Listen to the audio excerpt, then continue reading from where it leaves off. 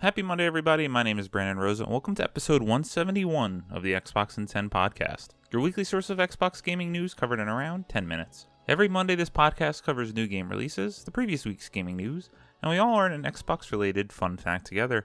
This show is on YouTube and podcast services around the world, so please subscribe to your favorite and leave a review. Xboxin10.com, no numbers, is your quick source for links to all of our podcast destinations and social media profiles, which you can follow at Xboxin10. To start, let's talk game releases.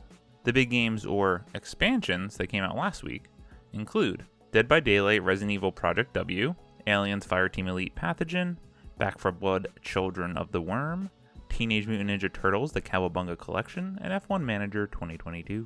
The games coming out this week include Disney Dreamlight Valley, Circus Electric, Kaichu the Kaiju Dating Sim, Game Type DX, White Day A Labyrinth Named School, Justice Sucks, Tower Princess, Cat Maze, and NBA 2K23. Now on to last week's biggest news stories, and we have 6 to cover this week. Number 1, Halo Infinite's co-op and Forge modes delayed to November. Tom Warren at The Verge writes, 343 Industries is delaying its next season of Halo Infinite to March of 2023, extending its current season that started in May to 10 months long instead of the original promised 3 months. While Halo Infinite players are desperate for fresh content, the long-awaited Forge beta has also now been delayed and will launch on November 8th alongside the co-op mode. Forge is originally planned for September and will allow Halo Infinite players to edit multiplayer levels and build new maps to share with fellow players. It was hugely popular in previous Halo games, and leaks have shown that Forge and Halo Infinite looks like it will be a lot of fun for players. 343 Industries is launching 2 new multiplayer maps alongside Forge on November 8th, and they're both built using the Forge editor. Campaign co-op and mission replay will also be available on November 8th after a delay from a late August target. But 343 Industries is sadly scrapping plans for a local split-screen co-op mode. Quote, in order to improve and accelerate ongoing live service development and to better address player feedback and quality of life updates, we have reallocated studio resources and are no longer working on local campaign split-screen co-op, end quote, said 343 Industries in a statement to IGN. While it's bad news for Halo fans hoping to relive the fun of some couch co-op, Halo Infinite players will be able to team up online using the co-op feature once the winter update launches on November 8th. Players have been complaining about the XP system in Halo Infinite ever since its launch, and the new winter update will include new ways to earn XP. Instead of being forced to complete challenges, there will be a new match XP beta that lets players level up alongside completing the Battle Pass. Once Season 3 eventually launches on March 7, 2023, Arena and Big Team Battle will get new maps, and players will get access to a new Shroud screen equipment ability that lets them disappear from the radar. Halo Infinite will also get a much-needed in-game reporting system to allow players to report cheaters easily. Forge will be a big test for Halo Infinite, particularly after the game's delayed release and continued seasonal delays. Halo Infinite launched to much interest last year, but that interest soon turned to criticism over cosmetics, the XP system, and lack of content. These next Halo Infinite releases appear to be tackling the feedback head-on. Let's just hope they arrive on time. It's hard not to just sigh every time Halo Infinite comes up. As noted on the show, this needed to be the flagship of Xbox moving forward. This needed to be better than great. It needed to be excellent. It needed to be amazing. It needed to be enthralling. It needed to capture audience. It needed to be the game that everyone wanted to play day in and day out. And they are so far away from that. They have blundered this since launch, which sucks because the gameplay is incredible. It's so much fun to play. But what is there to do? I mean, everything just keeps getting delayed and delayed and delayed. You cannot do that in a live service game. And how many promises are there that just get undone? No split-screen co-op? Seasons that last 10 months? I mean, I don't say this slightly, and it seems like there is a portion of the community that feels this way. But someone needs to be held accountable for this. And that person would be Bonnie Ross, head of 343. I mean, it is absolutely unacceptable that the flagship of Xbox has been handled this way, that the community is this upset, and that they keep wondering. I mean, sure, you can't compare studio to studio, apples to oranges, whatever, but Destiny continues to hit seasonal content and major expansions sooner than Halo can put out a season. I mean, it's just flat out embarrassing with the resources that Microsoft and Xbox has. I don't even know what Halo looks like in the future. Maybe they're taking all this time to fix the engine, set things right for the future going forward. Maybe they can have a redemption story like a Halo Infinite 2.0, but man, I have no interest in playing this game, and I loved the gameplay. The multiplayer was fun, and the campaign I did enjoy, but what a blunder from afar. Really sad. Number 2, Xbox Game Pass Friends and Family Plan confirmed, initial pricing details revealed. Kat Bailey at IGN writes, Microsoft has finally revealed the long-rumored Xbox Game Pass Friends and Family Plan, just days after a logo leak all but confirmed the new subscription tier. Xbox announced that the new plan, which will allow subscribers to share with up to 4 other friends or family members, is being tested in Ireland and Colombia, where it will cost €21.99 per month and 49,900 COP respectively. Friends and family plan members will gain all of the usual benefits of Xbox Game Pass Ultimate, which includes cloud streaming and a rotating selection of games. While pricing details haven't been revealed in the US, it figures to be roughly $10 more than the current Xbox Game Pass Ultimate plan, which currently costs $14.99. The plan will allow users to share the cost among multiple people, making it a boon for college students who are now just returning to the dorms. In addition to the pricing details, Xbox also released an FAQ detailing how the service works and how it will work across different regions. It also confirmed that users can only be a member of one group at a time and that group members can only join a group up to 2 times per year. Subscribers who change their current plan will have their time remaining converted according to a number of different formulas. The Friends and Family plan is not yet available in the US, UK, or Europe, but should be revealed in those regions relatively soon.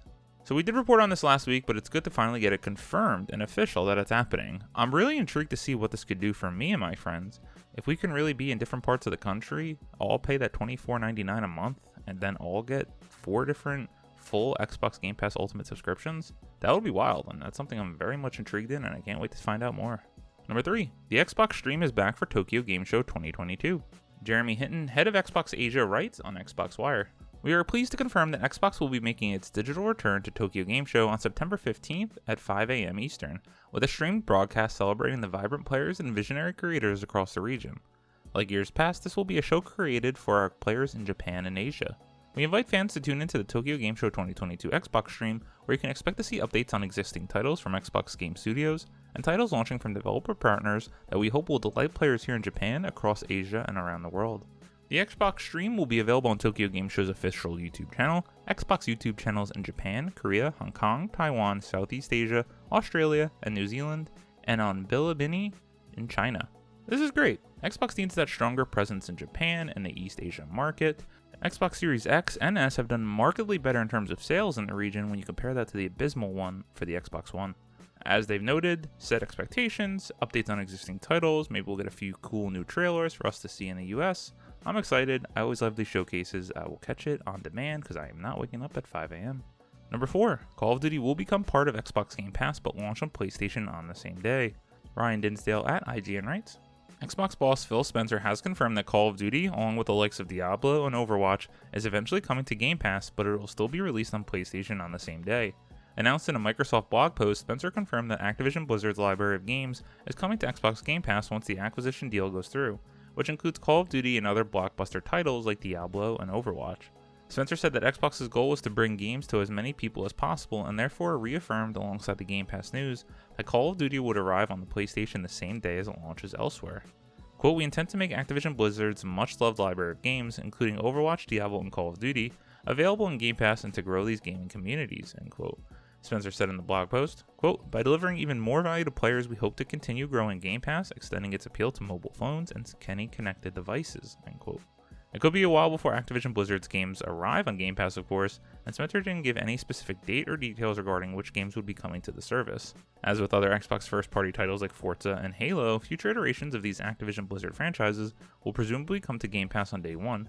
Overwatch 2 and Call of Duty Modern Warfare 2 both have 2022 release dates. However, while Diablo 4 is due next year, meaning they may have been released before the acquisition deal goes through. This isn't much of a surprise, but it's good to get that confirmation. We knew this was coming as part of the deal. They're trying to say this as they're being audited in the UK for the deal and being vetted by the regulatory services there. Just nice that once this deal goes through, and it seems like it will, all these games are going to be added to our Game Pass subscription, so you have to believe at least within a year or two of this acquisition going through, that Game Pass price is going up, and guess what? It's still going to be worth whatever they charge. Number 5, Ubisoft confirms Assassin's Creed Mirage after multiple leaks. ONS Good at Polygon writes, "It's official, Assassin's Creed Mirage is the next title of the next game in Ubisoft's open world adventure series. The publisher confirmed the title as well as its star and setting in a tweet on Thursday, following an earlier leak of the game's artwork. The image Ubisoft shared showed the protagonist, assassin Basim, introduced in 2020's Assassin's Creed Valhalla, leaping through an archway with Baghdad's Palace of the Golden Gate in the background. That landmark was the Caliphal Palace during the Abbasid Caliphate of the late 9th century, during which Mirage is set. Earlier leaks and reports said that Basim, a fan-favorite character who is actually a reincarnation of the Norse deity Loki in Valhalla's canon, would headline the new game. Assassin's Creed Mirage is set to be a return to Assassin's Creed roots, in the Middle East and stealth-focused gameplay. Mirage, also known by the codename Rift, began life as an expansion to Valhalla, but was pressed into service on Ubisoft's publishing calendar as a standalone title to round out an otherwise thin period for new releases. Fans will learn more about Assassin's Creed Mirage as well as the future of the franchise as a whole during the Ubisoft Forward livestream event scheduled for Saturday, September 10th at 3 p.m. Eastern. I think it's cool that this seems like it's going to be a smaller title, get back to the roots of Assassin's Creed. Now, I only played a couple of hours of the first one way back in the day. I did play a big chunk of Odyssey, but the game is just so big. I love the protagonist in that game. I enjoyed my time with it. This isn't on my radar. 2023 is going to be huge with releases. I will not be playing this game. Number 6, all new Mafia game confirmed to be in development. Kat Bailey at True Achievements writes, after months of rumors, Hangar 13 confirmed today that a brand new Mafia game is under development, though it remains to be seen whether it will be titled Mafia 4. The news came from a Mafia 20th anniversary interview with Hangar 13 general manager Roman Haladik and head of production and media directors Thomas Hebrich. They took time to look back on the franchise's journey over the past 20 years before Haladik got to the news. Quote, I'm happy to confirm we started work on the all-new Mafia project. While it's a few years away and we can't share anything more right now, we're really excited to keep working on the beloved franchise and to entertain our players with new stories, end quote, Haladik said. As the name implies, Mafia is basically an open-world version of The Godfather, featuring a story that stretches from the 1930s to the 1960s. Hangar 13 remade the original Mafia in 2020, which was praised for featuring, quote, excellent performances from its new cast, a fantastic driving model, and a beautiful and authentic city cruising with the 1930s atmosphere, end quote. Hypothetical Mafia 4 has been rumored for some time now. It's unclear where or when it will be set, but based on the story progression, a Scarface-like 1980s setting wouldn't be out of the question. Either way, it'll be a while before we see this new Mafia project, whatever it turns out to be. One of my good friends loved these games back in the day. It never appealed to me. I was never a big open-world GTA-like person, and the setting, just not for me. And it's my shameful admission to say I've never even seen The Godfather. Maybe I shouldn't say that on a podcast. As always, we end our show with a fun fact about Xbox. And since we're talking about some bad news with Halo Infinite again, let's do a fun fact about all the Metacritic scores ranked from worst to best and how the Halo games rank of all time. At number 14, Halo Spartan Assault with a 53.